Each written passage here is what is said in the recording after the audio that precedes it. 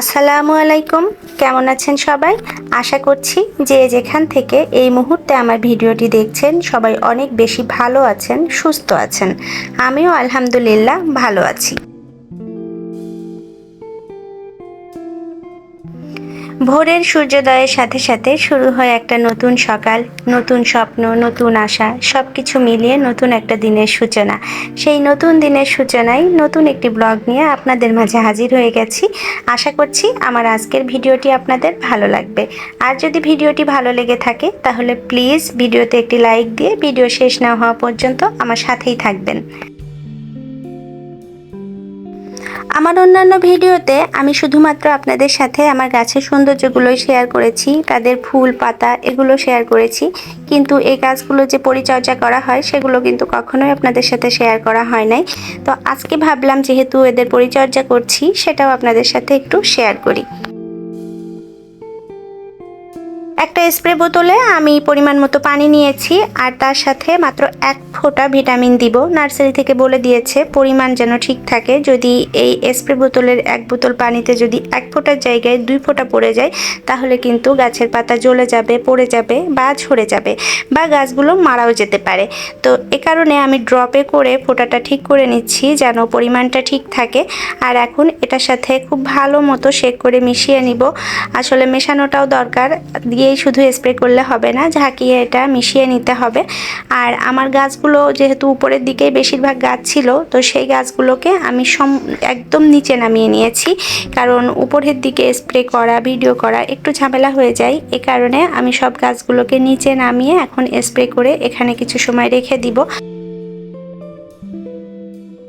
প্রতিটা গাছই হয় খুব বেশি সেন্সিটিভ, এক একটা গাছ এক এক রকম পরিচর্যা আশা করে। কিছু গাছে দেখা যাচ্ছে যে পানি বেশি দিতে হয়, আবার কিছু গাছে দেখা যাচ্ছে পানি কম দিতে হয়। এমনও কিছু গাছ আছে যেগুলোতে 7 দিন পর পর পানি দিতে হয়, বরঞ্চ প্রতিদিনে যদি পানি দেওয়া হয় সেই গাছটা কিন্তু মারা যায়। সেক্ষেত্রে বুঝে শুনে পানি দিতে হয়। আর আজকে যে স্প্রেটা আমি করছি এটা কিন্তু প্রত্যেকটা গাছেই করা যাবে। আসলে দীর্ঘদিন থাকতে থাকতে গাছ কিন্তু মাঝে মাঝে তার সজীবতা হারিয়ে ফেলে, পাতা একটু হলুদ হয়ে যায় বা অন্যরকম কালার চলে আসে। এই স্প্রেটা দিলে পাতাগুলো সুন্দর থাকবে, গাছ তার সজীবতা ফিরে পাবে, তার নিজস্ব রূপেই সে থাকবে। গাছেদের পরিচর্যা শেষ করে তাদেরকে তাদের জায়গায় রিপ্লেস করে এখন এসেছি আমি আমার কিচেনে। আমার ঘরে যে মানুষগুলো আছে তাদের এখন এই মুহূর্তে যে পরিচর্যাটা দরকার, পেট পুজো, তার ব্যবস্থা করছি আমি। তো চুলায় প্রথমেই আমি দুধ বসিয়ে দিয়েছি। এই দুধটা আমি গতকাল রাত্রে জ্বালিয়ে রেখেছিলাম ফ্রিজে, সেটাই বের করে বসিয়ে দিয়েছি। আর সাথে একটু চিনি, লবণ আর 2টা এলাচ দিয়ে একটু ফুটিয়ে নিব। একটু ফুটে উঠলেই কিন্তু আমি চুলাটা বন্ধ করে দিব। আসলে লাচ্ছা সেমাই আর পরোটা বানাবো আজকে।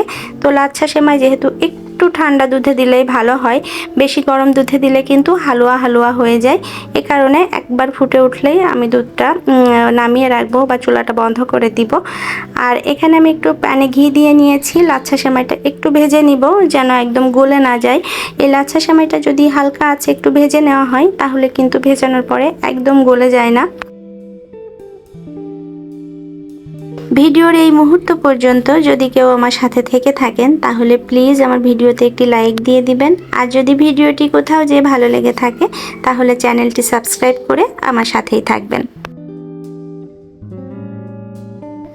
সেমাইটা যখন ভেজেছি তখন তার সাথে কিছু কিশমিশ দিয়ে দিয়েছিলাম যেন সেমাইয়ের সাথে সাথে ভাজা হয়ে যায়।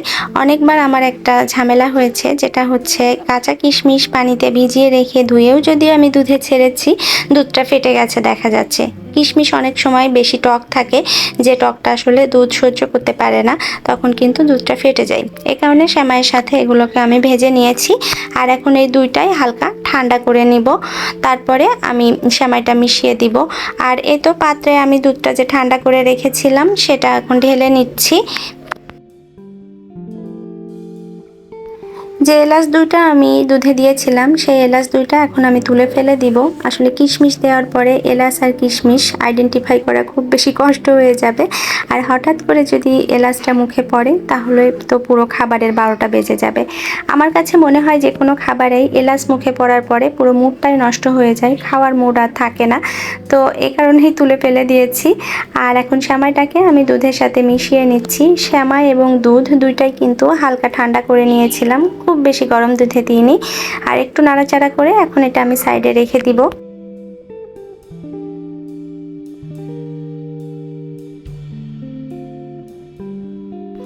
এখন কিছু পরোটা ভেজে নেব। এগুলো হচ্ছে কেনা ফ্রোজেন পরোটা। আমি মাঝে মাঝে এরকম কিনে রাখি, কারণ সব দিন কিন্তু কোনো কিছু বানাতে ইচ্ছা করে না। দেখা যাচ্ছে মনে হয় একটু শর্টকাট ওয়েতে যদি কিছু করে নিতে পারি তাহলে খুব বেশি ভালো হয়। তো এ কারণে মাঝে মাঝে পরোটাগুলো কিনে রাখি যেন দুর্দিনের সহায় হয় আর কি। তো প্রয়াসের বাবা বলে যে আমার বানানো পরোটা অনেক বেশি ভালো হয়, চা দিয়ে খেতে তার অনেক বেশি ভালো লাগে। কিন্তু আমার কাছে ইদানিং এই ফ্রোজেন পরোটাগুলো এত ভালো লাগছে কেন জানি না, আমার বানানো পরোটার থেকে অনেক বেশি ভালো লাগছে এই পরোটা খেতে। তো আমি এতদিন যাবৎ যতগুলো পরোটা খেয়েছি, মানে যত কোম্পানি যত ব্র্যান্ডের, আমার কাছে স্বপ্ন ব্র্যান্ডের মানে স্বপ্নের যে নিজস্ব ব্র্যান্ডের একটা পরোটা আছে ওইটা সব থেকে বেশি ভালো লাগে খেতে। ওইটার টেস্ট কেন জানি অন্যান্য পরোটার থেকে অনেক বেশি ভালো। এ কারণে আমি কিনলে সবসময় স্বপ্ন ব্র্যান্ডেরটাই কিনি।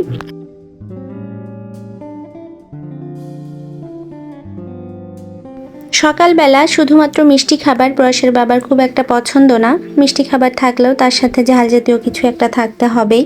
তো এই কারণে গতদিন রাতে রুটির সাথে যে সবজিটা করেছিলাম সেটাই একটু তুলে রেখেছিলাম আলাদা করে, যেটা এখন ওভেনে গরম করে নিয়েছি। আর সাথে এই তো সেমাই আছেই। মিষ্টি জাতীয় খাবার আমার আর প্রয়াসের অনেক বেশি পছন্দ।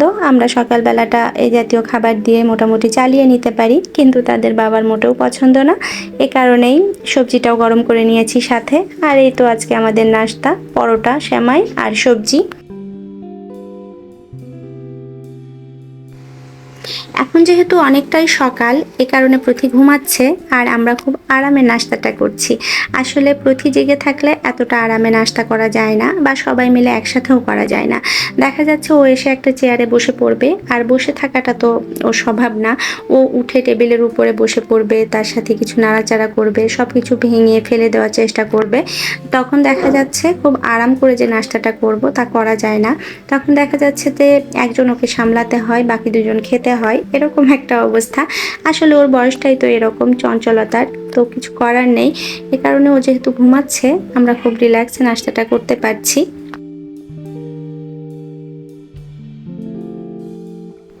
আমাদের নাস্তা করা হয়ে গিয়েছে আর প্রয়াস এখনও খাচ্ছে। ও আসলে খুব ধীরে ধীরে খায়, তো ওকে নিয়ে বসে থাকলে তো হবে না। ও খেতে থাক আর আমি আমার ঘরের আনুষাঙ্গিক যেসব কাজকর্ম আছে সেগুলো সেরে নিই।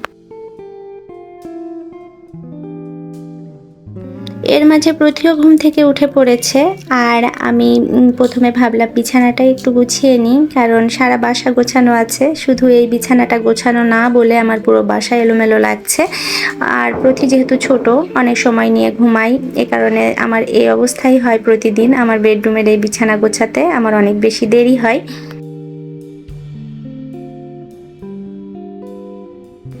ঘরের কাজকর্ম মোটামুটি সেরে নিয়েছি, প্রতীকে খাইয়ে দিয়েছি, আর সে এখন টিভি দেখছে আর খেলা করছে।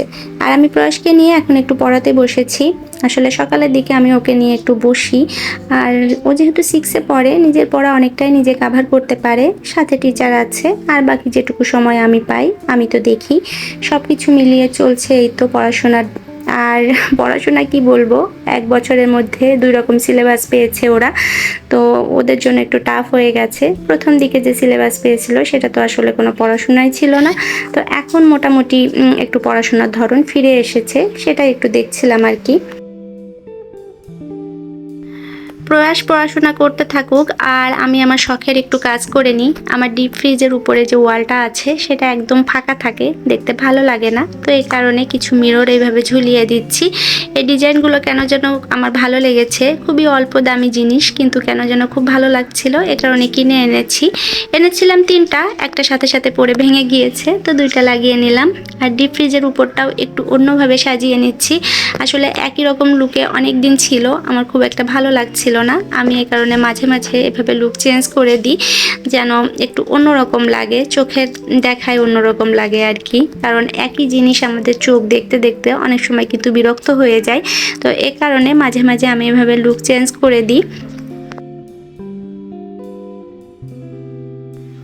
কোনো জায়গায় লুক চেঞ্জ করার জন্য সবসময় যে দামি জিনিস বা নতুন জিনিস লাগবে তা কিন্তু না। পুরনো জিনিসগুলোও অনেক সময় একটু ভিন্ন অ্যাঙ্গেলে সাজিয়ে নিলে অন্যরকম লুক দেয়, যেটা অনেক বেশি ভালো লাগে, মনে হয় যে নতুন কোনো কিছু দিয়ে সাজানো হয়েছে।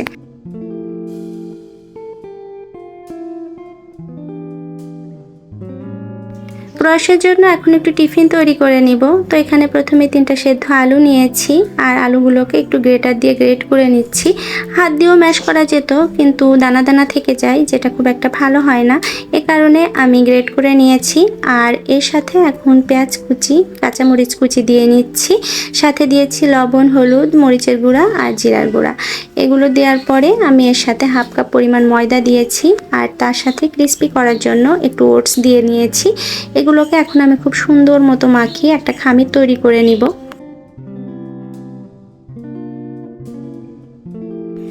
প্রতিটা দিন ঠিক কী টিফিন দেব এটা নিয়ে আমি কিন্তু সবসময় খুব টেনশনে থাকি। তো ম্যাক্সিমাম দিন ওকে আমি ভারী খাবার দিয়ে দিই।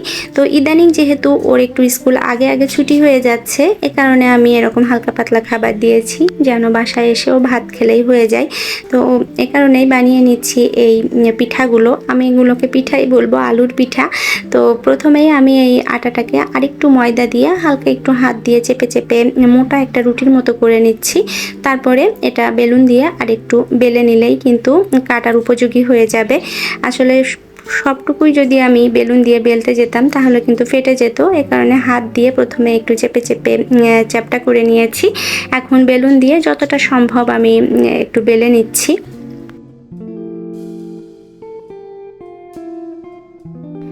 আমি এখানে বিভিন্ন শেপের কুকি কাটার দিয়ে বেশ কয়েক রকমের ডিজাইন করে নিব।